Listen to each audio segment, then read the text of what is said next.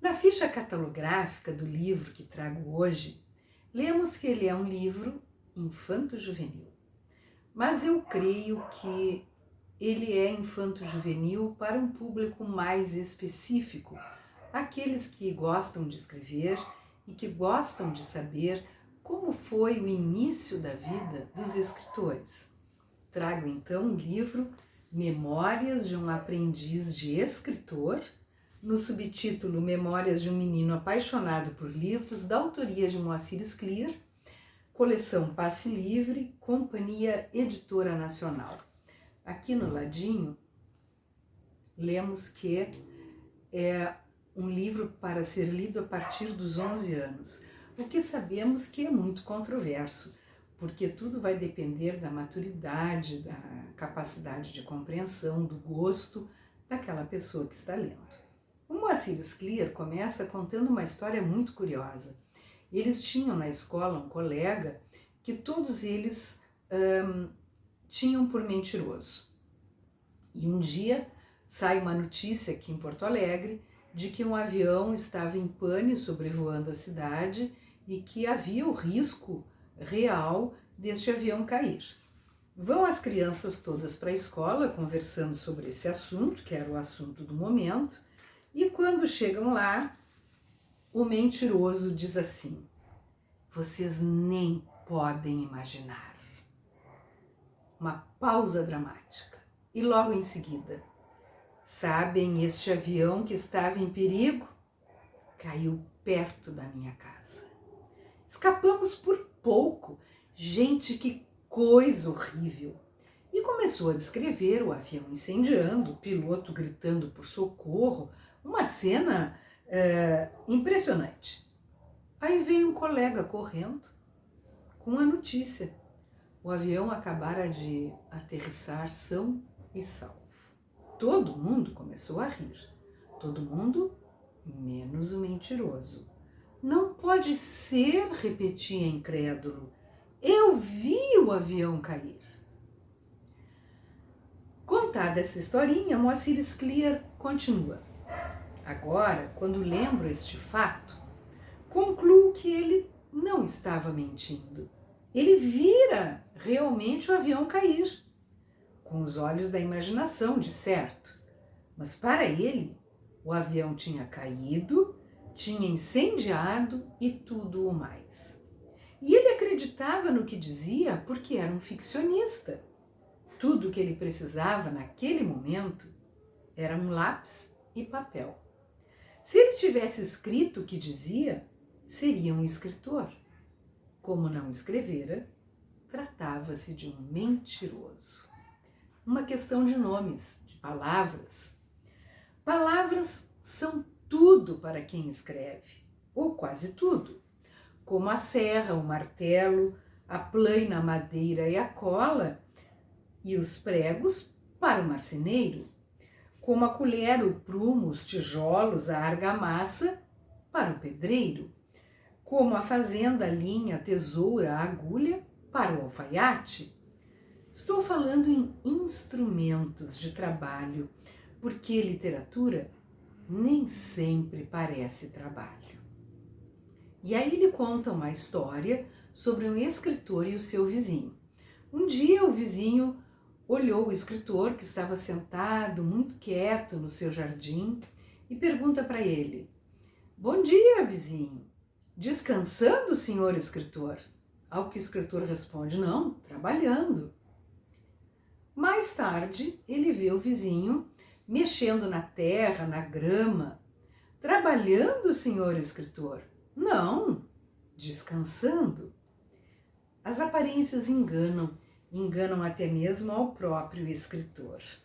Depois o Moacir Scliar vai nos dizer que ele cresceu num ambiente de contação de histórias, diz ele. Cresci ouvindo histórias, porque tinham histórias a contar, eles, meus pais, meus tios, nossos vizinhos, eram na maioria emigrantes da Rússia. Lá tinham vivido como seus antepassados, em pequenas aldeias, em meio a uma lírica miséria, lendo a Bíblia. praticando a religião e trabalhando como artesãos e pequenos comerciantes. A ruína do Império Czarista, nos anos que precederam a Revolução de 1917, acarretou também a destruição deste pequeno mundo. Sucediam-se os pogroms, os massacres de judeus, apoiados pelo governo, que assim esperava desviar a atenção do povo insatisfeito. As comunidades judaicas da Europa Ocidental, mais ricas e cultas, resolveram fazer algo e criaram uma companhia de colonização.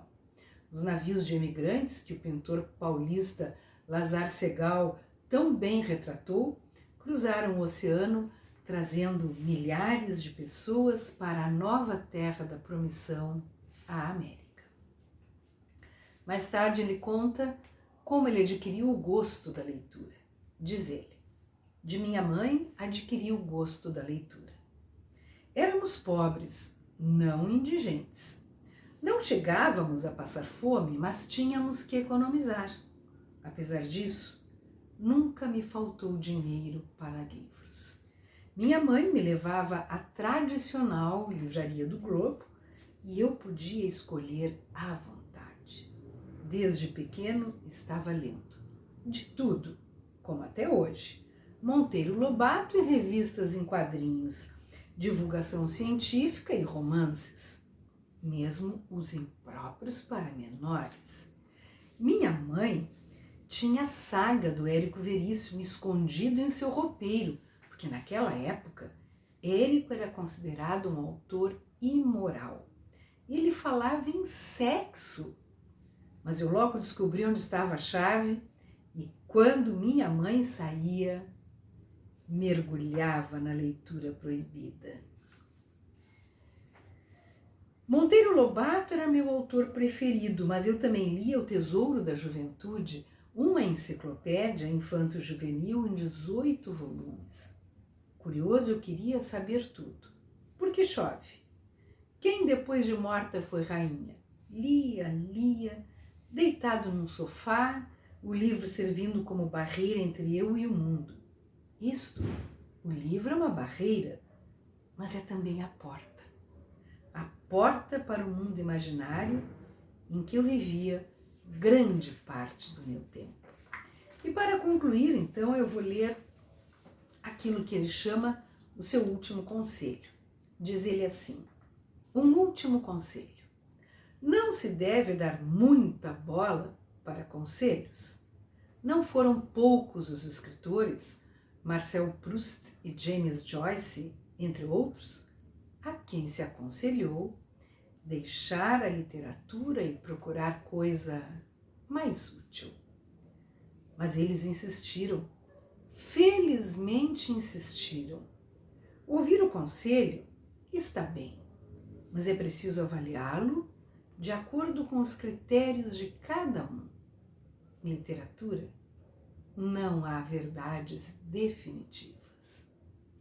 Então fica aqui a sugestão de um delicioso livro infanto-juvenil que conta a história desse escritor gaúcho tão maravilhoso, membro da Academia Brasileira de Letras, Moacir Scliar, intitulado Memórias de um Aprendiz de Escritor, da coleção Passe Livre, Companhia Editora Nacional.